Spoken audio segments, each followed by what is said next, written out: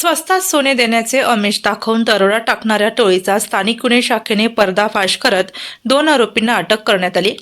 या आरोपींकडून गावठी कट्टा, जिवंत काडतुसे, मोबाईल व रोख रक्कम असा एकूण 6,65,000 रुपयांचा मुद्देमाल जप्त करण्यात आला आहे। या प्रकरणी फिर्यादी अरविंद सिद्धप्पा हलसांगी राहणार गणेशनगर, वाघोली, जिल्हा पुणे यांनी नेवासा पोलीस ठाण्यात तक्रार दाखल केली होती। दिनांक 25 फेब्रुवारी 2026 रोजी शेखर उर्फ बंटी संजय पाडळे राहणार देवगाव, तालुका नेवासा याने फिर्यादीचा विश्वास संपादन करून स्वस्तात सोने देण्याचे आमिष दाखवले। त्यानंतर नेवासा येथील श्रीरामपूर रोडलगत हॉटेल शिवम जवळ कांद्याच्या चाळीत बोलावून फिर्यादी व त्याच्या मित्रांना काठी लाथाबुक्क्यांनी मारहाण केली। तसेच पिस्तूल व धारदार शस्त्रांचा धाक दाखवत 15,65,000 रुपयांचा मुद्देमाल जबरदस्तीने लुटून नेला। या प्रकरणी नेवासा पोलीस ठाण्यात गुन्हा रजिस्टर नंबर 163/2026 भारतीय न्याय संहिता 2023च्या कलम 310(2) अन्वये गुन्हा दाखल करण्यात आला होता।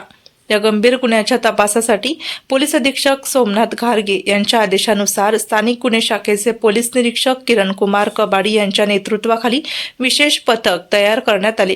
दिनांक 28 फेब्रुवारी 2026 रोजी गुप्त माहितीच्या आधारे माळी चिंचोरा फाटा परिसरात सापळा रचण्यात आला। यावेळी संशयितरित्या फिरत असलेल्या शेखर उर्फ बंटी संजय पाडळे वय 32 आणि किरण बंडू काळे वय 29 राहणार नागफणी वस्ती, तालुका नेवासा यांना शिताफीने ताब्यात घेण्यात आले। चौकशी दरम्यान त्यांनी भाऊसाहेब छगन भोसले राहणार नेवासा फाटा, तालुका नेवासा, सचिन उर्फ गटण्या पवार राहणार खळवाडी, नेवासा खुर्द, तालुका नेवासा व अन्य साथीदारांसह हा गुन्हा केल्याची कबुली दिली।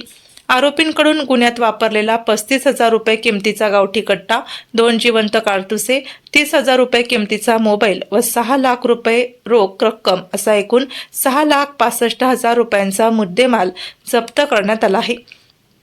दरम्यान आरोपी किरण बंडू काळे याच्या विरुद्ध अहिल्यानगर व छत्रपती संभाजीनगर जिल्ह्यात दरोडा, चोरी, शस्त्र बाळगणे यांसारखे गंभीर स्वरूपाचे एकूण 10 गुन्हे यापूर्वी दाखल असल्याची माहिती पोलिसांनी दिली।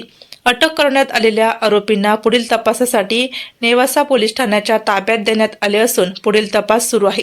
ही कारवाई पोलीस अधीक्षक सोमनाथ घारगे व अप्पर पोलीस अधीक्षक वैभव कलुवर्मे यांच्या मार्गदर्शनाखाली स्थानिक गुन्हे शाखेच्या पथकाने यशस्वीरित्या पार पाडली।